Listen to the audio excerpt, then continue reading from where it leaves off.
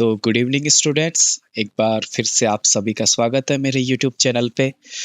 तो जो हमारी सीरीज चल रही थी डेस वर्क की, उसका आज हम मॉडल पेपर 3 सॉल्व करेंगे।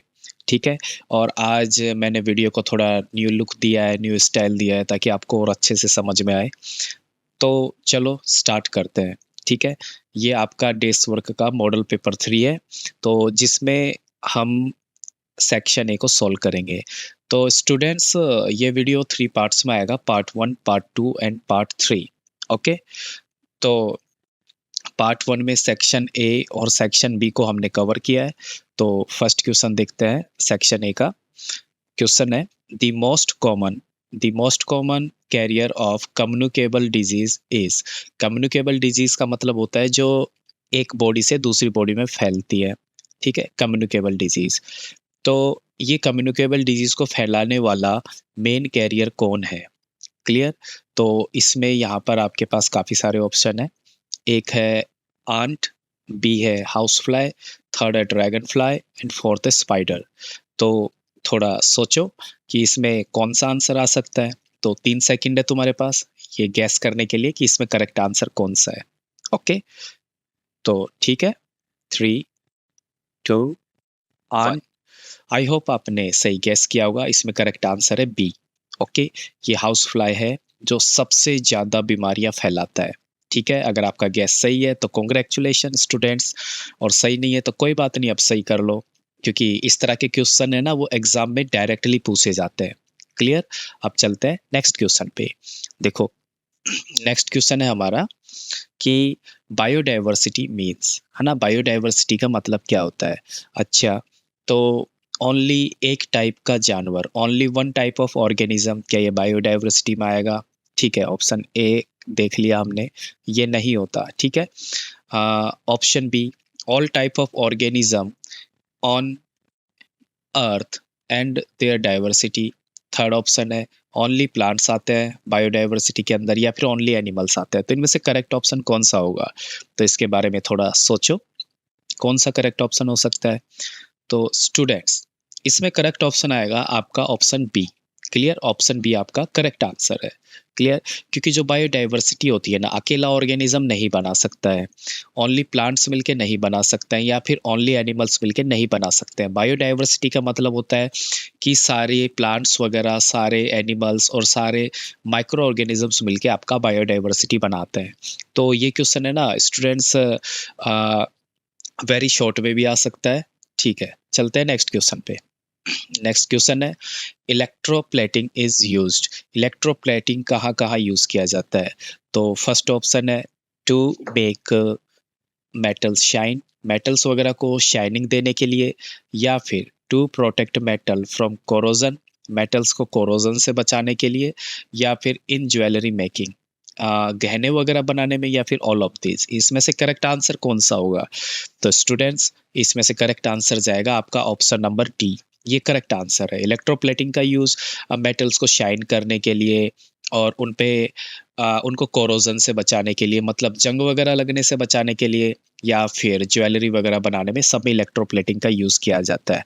जैसे ऑर्नामेंट्स आपने सुना होगा, नकली गहने, वो भी बेटा जो क्या होता है कि इलेक्ट्रोप्लेटिंग होता है ना, उसी से क्या करते हैं कि मान लो कोई भी दूसरा मेटल है, उसके ऊपर गोल्ड का लेयर चढ़ा देते हैं। ठीक है।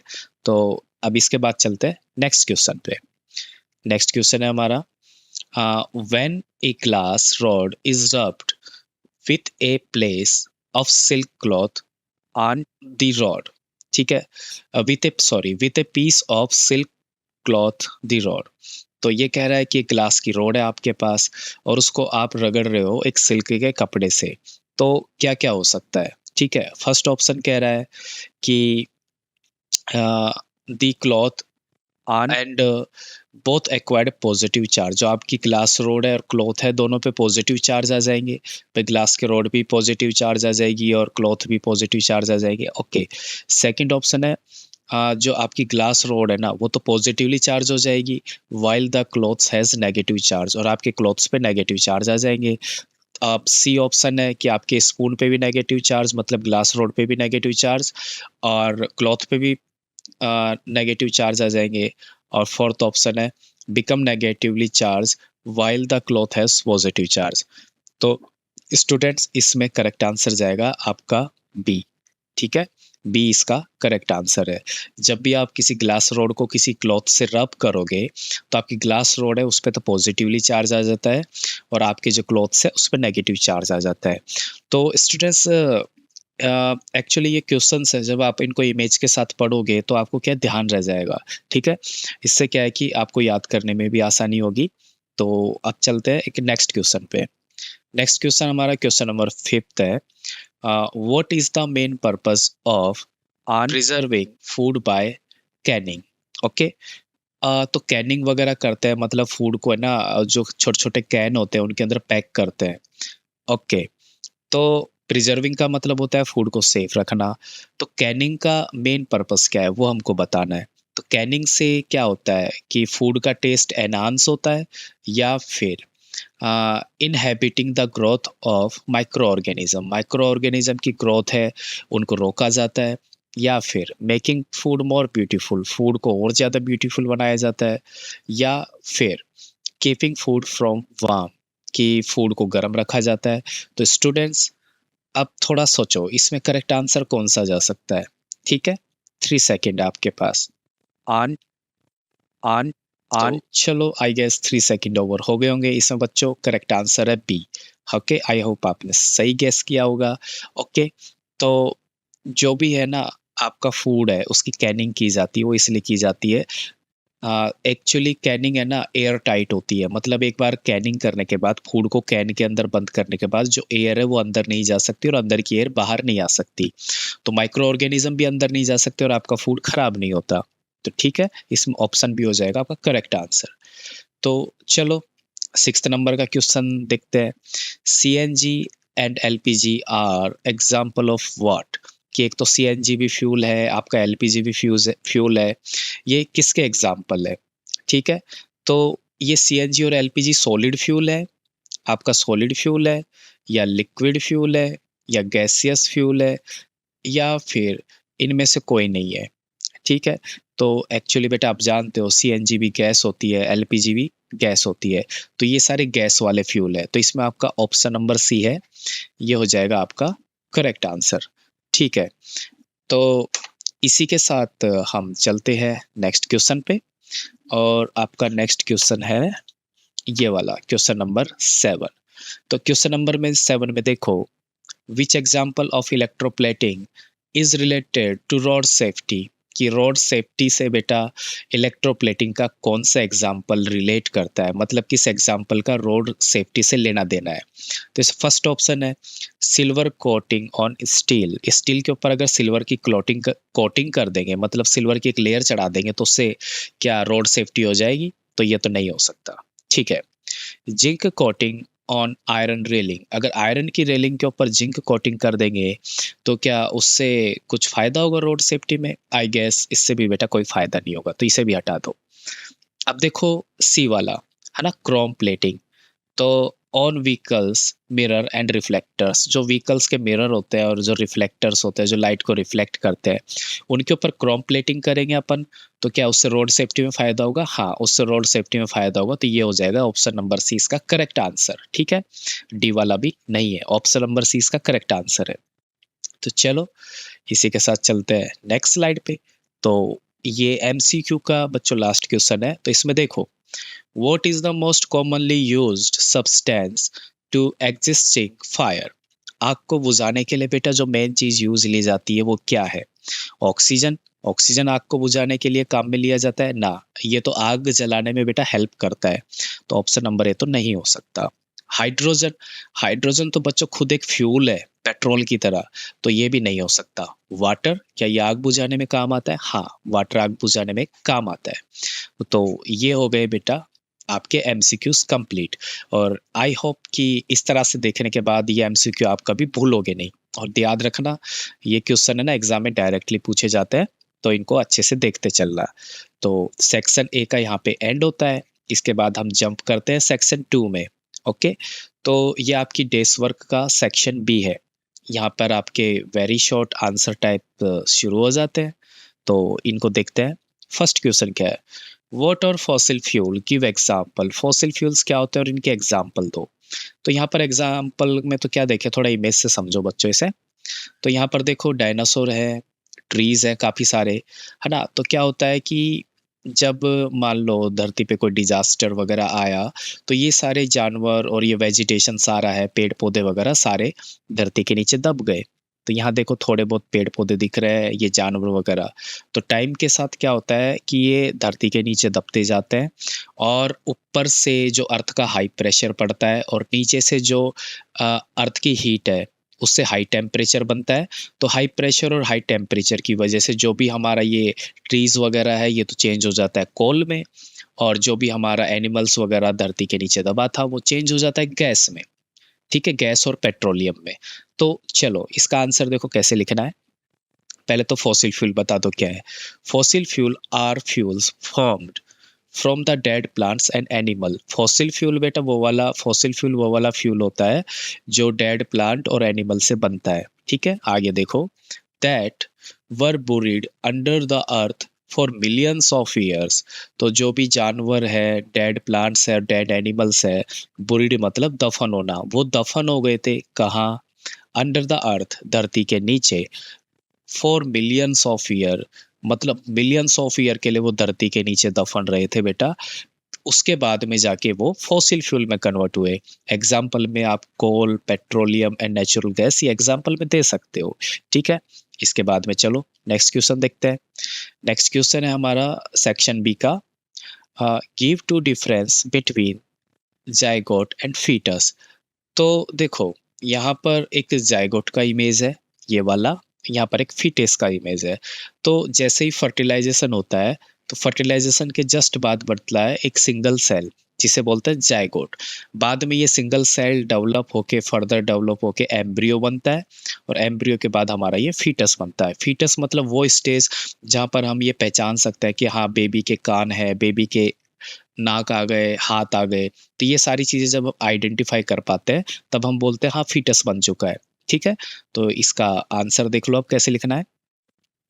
Zygote is a single cell. ठीक है, जाइगोट जाइगोट पहली बात एक सिंगल सेल होता है, और वो कब बनता है? Form after fertilization. फर्टिलाइजेशन के जस्ट बाद बनता है। अब ये फर्टिलाइजेशन क्या होता है? फर्टिलाइजेशन का मतलब होता है बेटा जब स्पर्म सेल और एग सेल सक्सेसफुली मीट कर जाते हैं तो वो फर्टिलाइजेशन हो जाता है।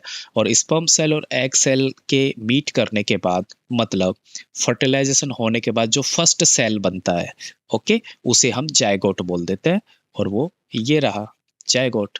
ठीक है, while foetus is a developing baby. और फीटस का मतलब होता है कि एक डेवलपिंग बेबी है और विथ बॉडी पार्ट्स फॉर्म, जिसके बॉडी पार्ट बन चुके हैं। ठीक है, ये साइज में करीब 2-3 सेंटीमीटर का ही होता है, बट यहाँ पर आप उसके बॉडी पार्ट्स देख सकते हो। नेक्स्ट है दूसरा difference, zygote is form at the very beginning of development.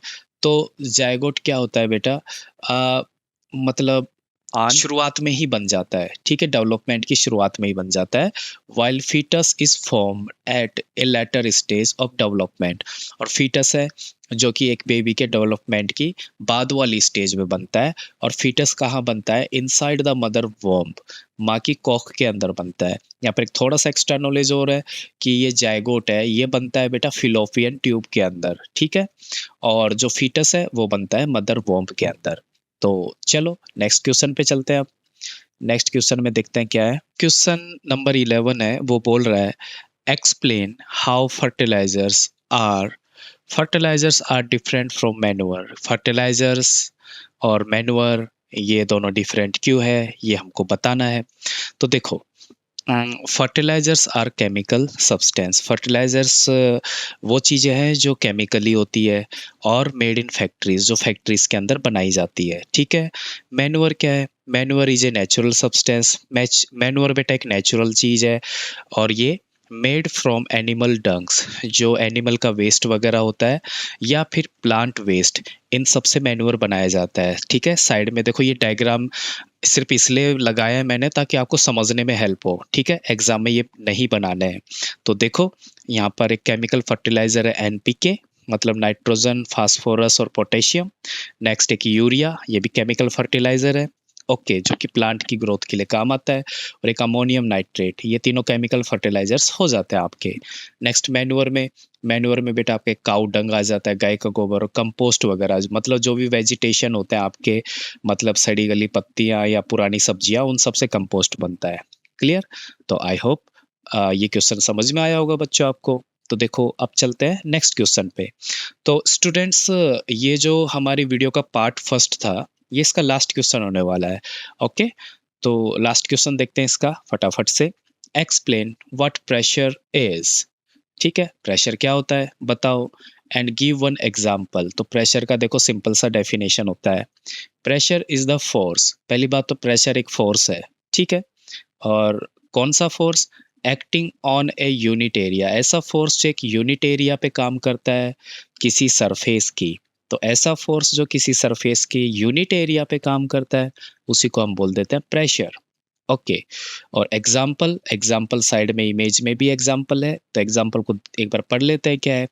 When we press a sharp knife on vegetables, जब एक तेज धार वाला चाकू हम वेजिटेबल पे प्रेस करते हैं, इट कट इजीली, तो वो जो सब्जी है आसानी से कट जाती है, because the pressure is high, क्योंकि प्रेशर काफी हाई था। एक बार इमेज से इसको समझ लो। सपोज करो ये जो भी इंसान है अपने हाथ से काफी प्रेशर लगा रहा है, अब ये सारा प्रेशर इसके हाथ से ट्रांसफर होके इस नाइफ में आ रहा है, और नाइफ से ये सारा प्रेशर ट्रांसफर होके जो नाइफ के नीचे वाला तेज धार वाला हिस्सा हो रहा है वहां पे जाता है। ठीक है, तो यहाँ पे क्रॉस सेक्शन एरिया काफी कम है, फोर्स काफी ज्यादा है, तो of course cross section area कम होगा और फोर्स ज्यादा होगा, तो बेटा प्रेशर भी ज्यादा होगा। क्लियर? तो यही था बच्चों आज की वीडियो में। आई होप बच्चों ये आप वीडियो आपको बहुत पसंद आया होगा। पार्ट फर्स्ट इसी के साथ हमारा कंप्लीट होता है। तो ये जो न्यू इंटरेस्टिंग वे है पढ़ने का, ये शायद आपको पसंद आया होगा। प्लीज़ इसे लाइक करो, शेयर करो, और चैनल को सब्सक्राइब करो। Thank you students, bye, take care.